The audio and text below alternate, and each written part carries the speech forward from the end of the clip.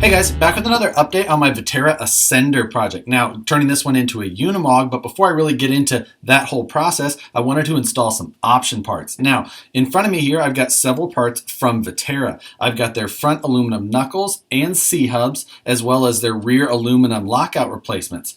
Then I've got a set of their brass front weights. These bolt to the knuckle, but give you a simulated look of a front rotor and caliper. So give you a little bit of style, but also add to that forward weight bias to improve with climbing. Now, also, I picked up 2 pairs of their option part shocks. Now, these things look really good. I'm really looking forward to running them. So far, I've only taken them out of the box and I haven't added any oil yet. But I want to get right in, get these things installed, and then see exactly how they feel and see what my thoughts are on them.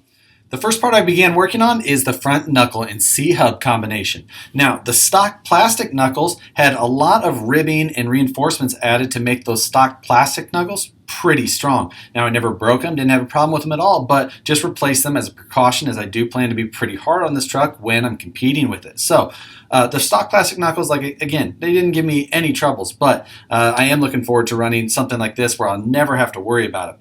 Now, on the stock plastic C-hubs, that also has the panhard mount molded into the passenger side. This, again, on the aluminum version has that machined in. Now, one other thing is that the stock C-hubs have 2 steering stops milled in. That's to make sure that the knuckle has a physical stop that hits on the C-hub to stop the knuckle from oversteering. When oversteering, you can definitely have inner axle shaft failures as it puts a bending force on that inner axle. Now, the machined versions do have that steering stop, but only on one side. However, the linkage that connects one knuckle to the other should make sure that that is taken care of at all times. It'll just be a force transmitted through the tie rod. Not a big deal, and should still help save those inner axle parts when you're getting really hard on that steering. But again, the Vaterra Ascender has got some of the best steering out of the box that I've ever had in a solid axle car. So they did a really good job with that part of it. And we'll see how these axle shafts hold up over this coming season. A quick note, as I was putting on that knuckle and C-hub back onto that axle housing, the tolerance between that C-hub and that axle housing is very tight. You're going to have to get it lined up just right and get it pressed on there. Now, some may be a little bit concerned that that tolerance is too tight, but it goes on there if you get it lined up perfectly. And I really appreciate that nice tight tolerance, as there's no wiggle room on there at all. So, very nice. And we're going to keep moving forward with the rest of the install of these option parts. Next, I'm going to move over to the shocks. These shocks come out of the package exactly like you see here, pre-built and pre-oiled. Opened them up just to make sure everything looked good in there, and it looks like they're bled well, the whole deal, ready to go. So these things feel nice and smooth. Now, the stock shocks are a plastic body shock, but they also are a little slow, and part of that is because the C-clip that holds the shock piston onto the shock shaft partially blocks the holes in those pistons. So it makes it even slower based on the less amount of oil that can pass through that piston.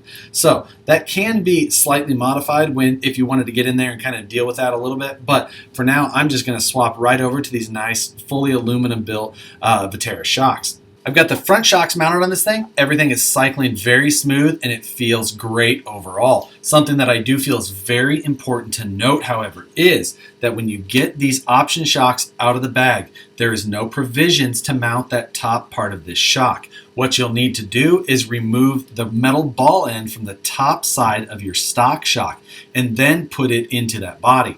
Now, the stock shocks, that ball end is a press fit. So when you put it in there, it's nice and tight. It cycles pretty smooth. When you put that in that aluminum body, it has a constant diameter bore through the top side of that shock. So when you put that ball end in the top there, it just moves around. Now, that's something that is not probably my favorite part of this setup. So what I did is I took and added an O-ring towards the inside of that ball end. And then I added a 2mm wide spacer, or a washer would work just fine as well, when I attached it to the truck. Something to note, and I think that that will make your suspension cycle quite a bit smoother, but something that you will have to provide in addition to what comes in the shock package. So the shocks are completely installed now. While I was installing the rear shocks, I also threw on those rear straight axle adapters. Pretty simple little deal there. 2 screws off, 2 screws on. pretty simple as it gets. Now those do have mounting spots on those to also facilitate the brass brake weights. So in case you're looking to add weight front and rear, I am personally only looking to add the weight in the front. But if you did want to add those in the rear, you would need to purchase these aluminum parts, as the stock plastic parts do not have those mounting holes. Now, speaking of those front brass weights, these things are a very nice little detail.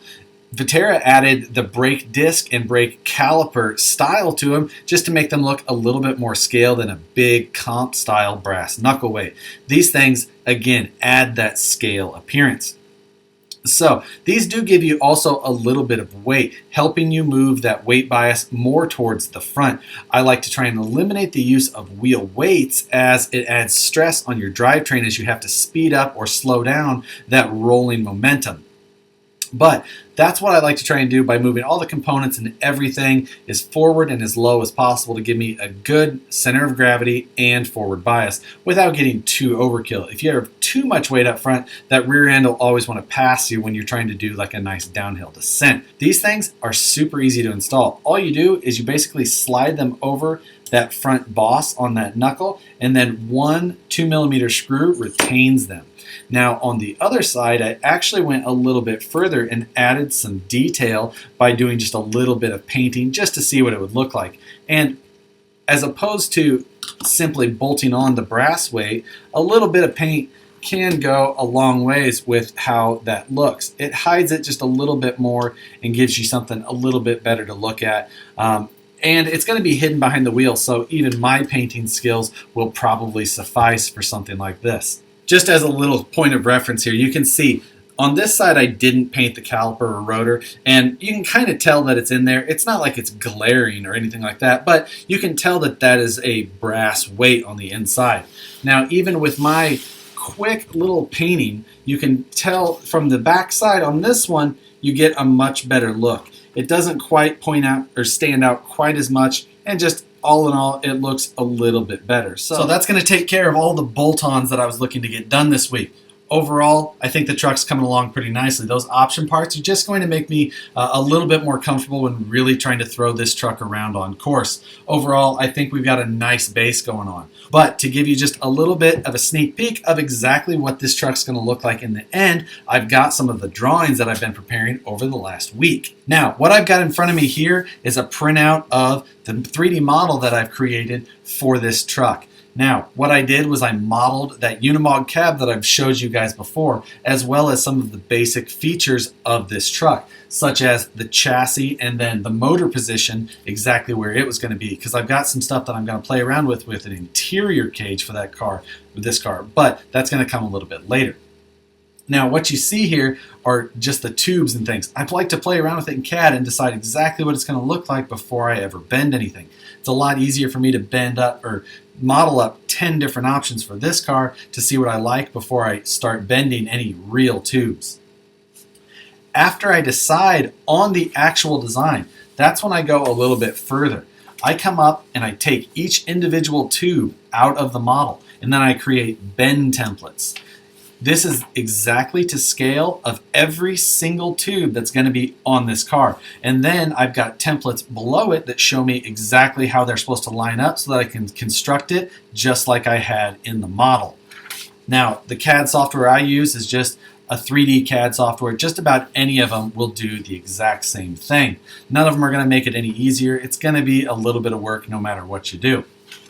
But every tube in that model is basically here on these pages. And this is going to allow me to replicate what I had thought of in CAD in the real world. So it's a lot of work, but I enjoy that part almost as much as I do the actual fabrication. So that's where this build's going. Really looking forward to it. I'm really enjoying working on the Vaterra Ascender. Overall, it's been a really fun truck, and I really hope that we see more and more things come out for the Ascender very soon. The truck has a lot of potential, and I think this year I'm really going to enjoy working on it. But with that, there's going to be more coming on that truck very soon, so watch for new videos, and we'll see you guys on the next one.